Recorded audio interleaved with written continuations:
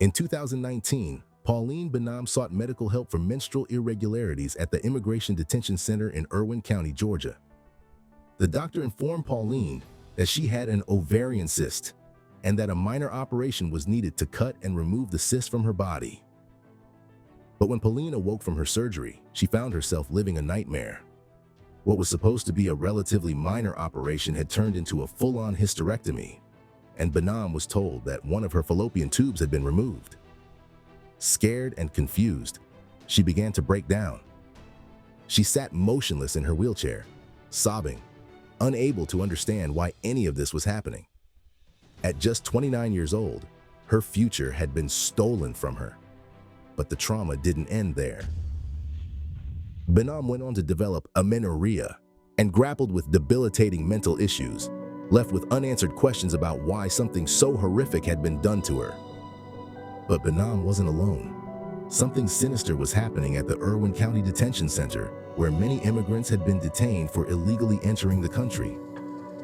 Dawn Wooten, a nurse-turned-whistleblower, exposed the horrifying truth that had been hidden deep within the walls of this seemingly inconspicuous facility. Wooten spoke of a doctor, a man known colloquially as the uterus collector, who had been conducting secret operations to sterilize unknowing detainees.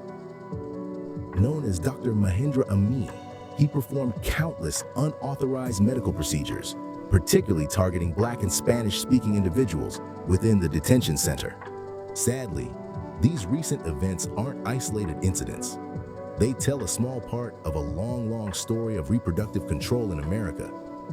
The forced sterilizations occurring at detention centers like these echo a history of similar atrocities committed against Black women, something America has been all too keen to cover up. But how did we get here, and why don't we know more about it? As the 19th century drew to a close, a sinister ideology began to take root in America, one that would cast a long shadow over the lives of countless individuals for generations to come.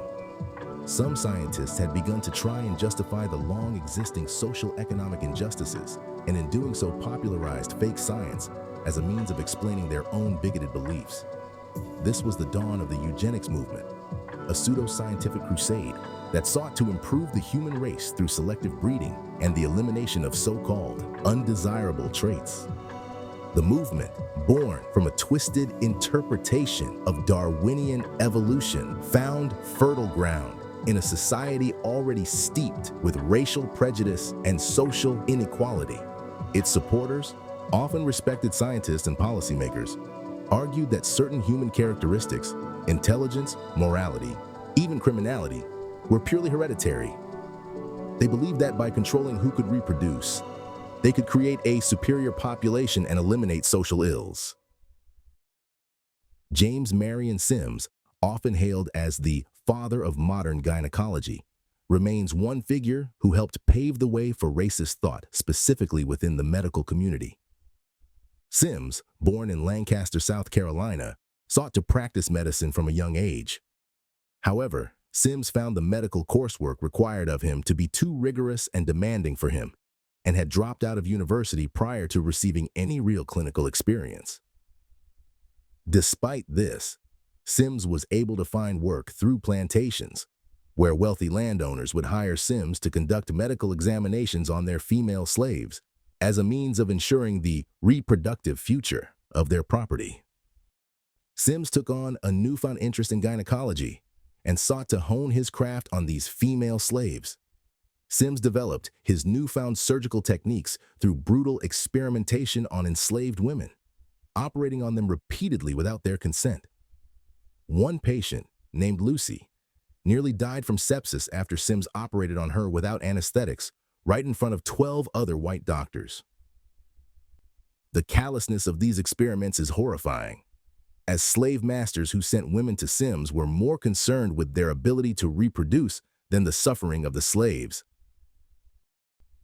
You see, Sims held the belief that Black people had a naturally higher pain tolerance than other races, and therefore were able to be operated on without the need of anesthesia.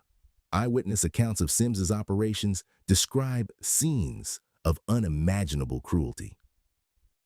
Each naked, unanesthetized slave woman had to be forcibly restrained by other physicians through her shrieks of agony as Sims determinedly sliced, then sutured her genitalia. Sims' legacy, long celebrated in white circles, became stained by the blood and suffering of enslaved black women, upon whom he experimented without consent or anesthesia. Unfortunately, Sims and his horrific actions were but one small part of the war on black people in America. The scale and scope of America's eugenics movement is difficult to comprehend. Across 32 states, over 60,000 people were sterilized. The movement's influence had extended far beyond American borders, inspiring other countries abroad, most notably Nazi Germany. Books such as The Passing of the Great Race, written by American lawyer and eugenicist Madison Grant, promoted ideas of Nordicism and a eugenics program to save the Nordic race. Hitler proclaimed this book as his Bible and based much of his ideological rule on this piece of American literature. Adolf Hitler congratulated America on its sterilization laws, praising the United States as making progress toward the kind of racially homogeneous model of citizenship Hitler envisioned. American eugenicists were more than eager to assist in the development of German policies that, as we all know, would lead to unimaginable atrocities and the death of millions in the years to come. Sadly, the horrors of America's eugenics movement weren't confined to medical facilities. Eager to codify racism into enforceable law, many state legislators began to frantically push for forced sterilization in the early 20th century. State after state began to pass forced sterilization laws, giving government officials the power to decide who was fit to have children. The South, with its history of racial oppression, became a hotbed for these policies. In Mississippi, state legislators proposed sterilization bills aimed at what they chillingly called the black tide, which threatens to engulf us. The language used to justify these laws was as cruel as it was baseless.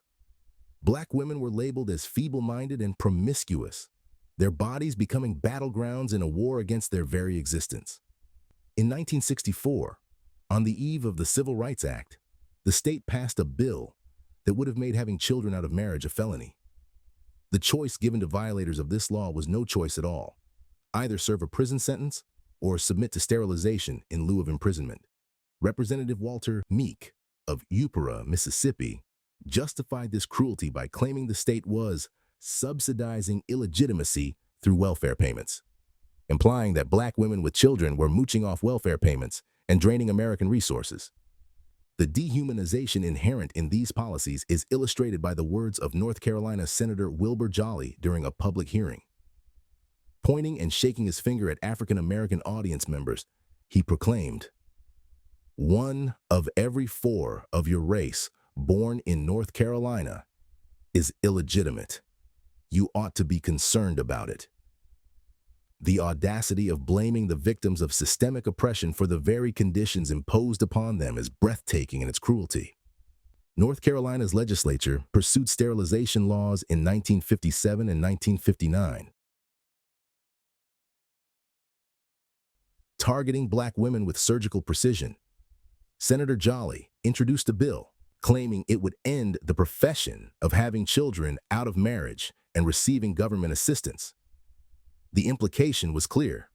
Black women who were having kids out of wedlock were seen not as human beings deserving of dignity and support, but as a problem to be solved through imprisonment. Sadly, the worst had yet to come. It would take decades of oppression and thousands of more forced sterilizations until the truth behind this was revealed. Behind the cold statistics and cruel policies laid real people, mothers, daughters, sisters, whose lives were forever altered by the brutal hand of forced sterilization. Their stories, long suppressed and ignored, serve as a haunting testament to the human toll of America's eugenic crusade. One such story belongs to Fannie Lou Hamer, a name that would become synonymous with the fight for civil rights in the American South.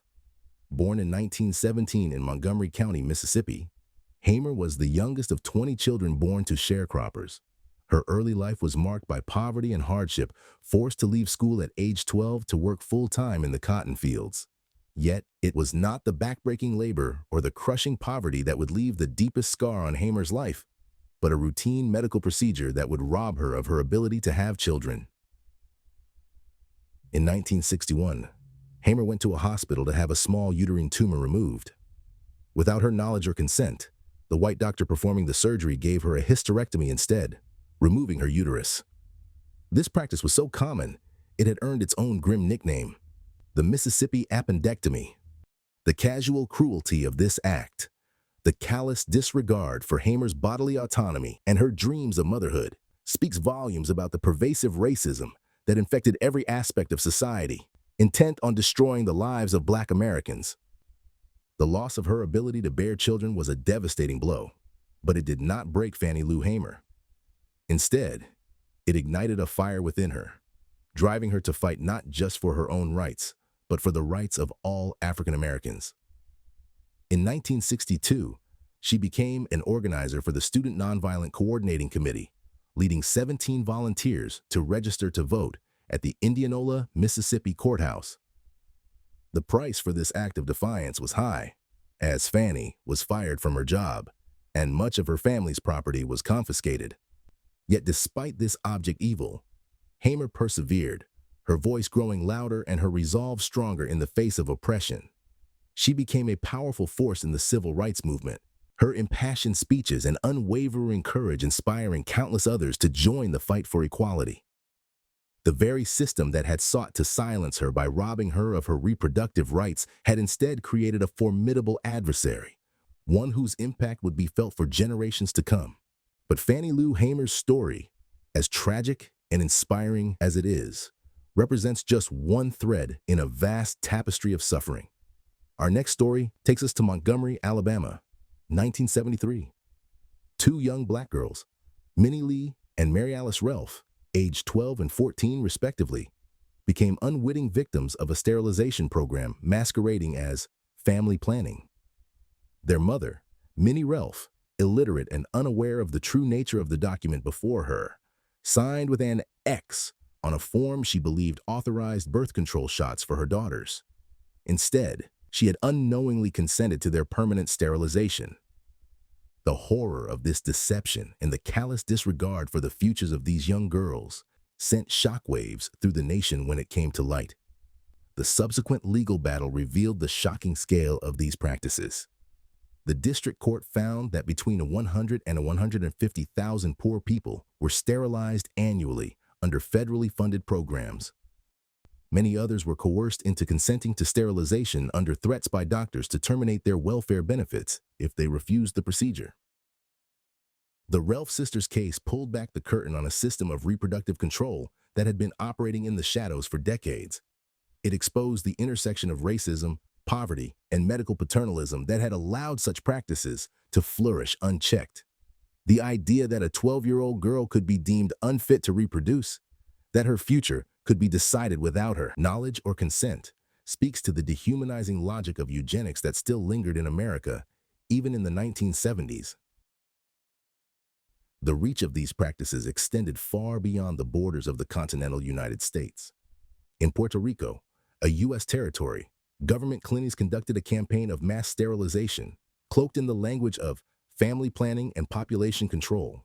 This program, known as La Operación, would leave an indelible mark on the island's population and collective psyche. The tactics used to implement this program were as varied as they were insidious. Many women were misled about the nature of the procedure, told that it was reversible or that it was necessary for their health. Others were pressured by economic circumstances, with sterilization often being a condition for employment or housing. The underlying message was clear.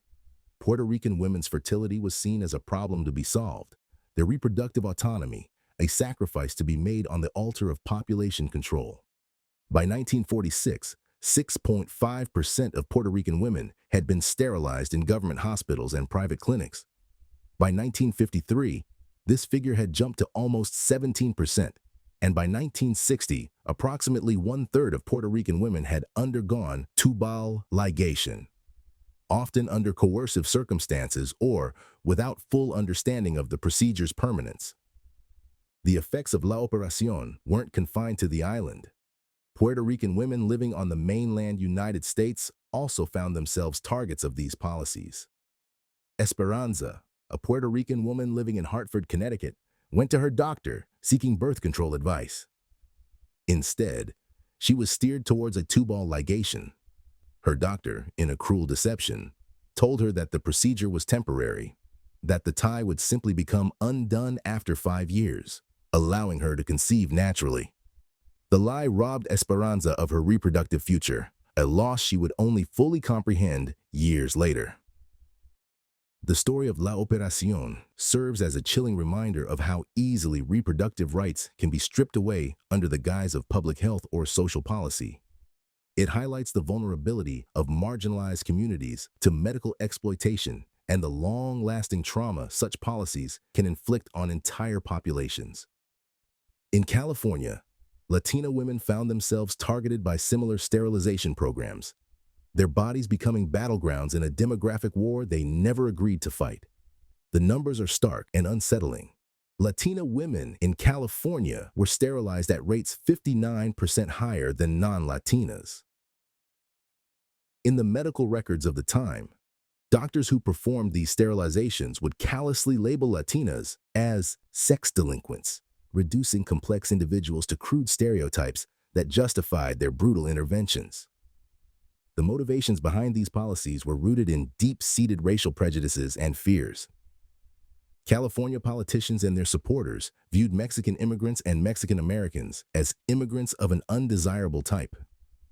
Latinas were considered to be hyperfertile, their children dismissively labeled as unwanted anchor babies. The language used to justify these policies dripped with barely concealed xenophobia. It painted a picture of Latina women as a threat to be contained, their fertility a problem to be solved through surgical means. The echoes of eugenics ring clear in these attitudes, the same pseudo-scientific beliefs that had driven the sterilization of Black women now being applied to Latina populations. As our journey through this hidden history continues, we find ourselves confronting yet another tragic chapter, this time involving Native American women. In the 1960s and 1970s, up to 25% of Native American women were sterilized without their consent. The Indian Health Service, ostensibly tasked with providing health care to Native American communities, became an instrument of reproductive control. Under the guise of family planning services, countless Native American women were subjected to coerced sterilizations. The tactics used ranged from outright deception to subtle coercion, with many women only realizing the permanent nature of the procedures they had undergone years after the fact. This campaign of sterilization against Native American women represents yet another attempt to control and diminish indigenous populations. It is a stark reminder of the ongoing legacy of colonialism and the ways in which medical institutions can be weaponized against marginalized communities. The horrors witnessed at the Irwin County Detention Center are not relics of a distant past, but remind us of the ongoing battle for reproductive autonomy. In 2017, a Tennessee judge offered reduced jail sentences to individuals who volunteered for sterilization, a chilling callback to the coercive practices of yesteryear. The lines between choice and coercion blur in the face of systemic oppression, raising questions about what really needs to be done to ensure consent in our justice system. The fact that this sort of thing is still happening today means we desperately need a broader understanding of reproductive justice. This concept needs to go beyond the simple right to choose, encompassing the right to have children, not to have children, and to parent in safe and sustainable communities. We need to recognize that for many women of color, the struggle for reproductive autonomy is linked with systemic racism that's plagued our communities. In the face of these ongoing injustices, there are some activists and organizations have risen to challenge the status quo. The National Women's Health Network has been at the forefront of this battle, fighting tirelessly against sterilization abuse. In the 1970s, their advocacy led to the implementation of federal sterilization guidelines, including a 30-day waiting period and informed consent requirements. These safeguards, while imperfect, represented crucial steps in protecting vulnerable populations from the threat of forced sterilization. Yet most importantly, This sort of crucial education about this dark part of American history remains largely absent from our educational curriculum. The stories of Fannie Lou Hamer and countless others are often relegated to the margins of our historical narrative, if mentioned at all. This absence not only does a disservice to the victims of these atrocities, but also leaves us ill-equipped to recognize and combat similar injustices today. The struggle for reproductive autonomy is far from over. It requires a constant re-examination of our institutions, our policies, and our own biases. We must recognize that the rights we often take for granted, like those guaranteed in Roe v. Wade, remain precarious for many, especially those at the intersections of racial and economic marginalization. The stories we've uncovered demand more than passive acknowledgement. They require a commitment to change. We must push for comprehensive education that doesn't shy away from these difficult truths. Share this video with your friends and family, and comment down below how you think we can make a change to help end these horrific injustices once and for all. Click this video if you're interested in learning about redlining, another huge issue we're still dealing with today. This was Black Stories Untold, and as always, thanks for watching.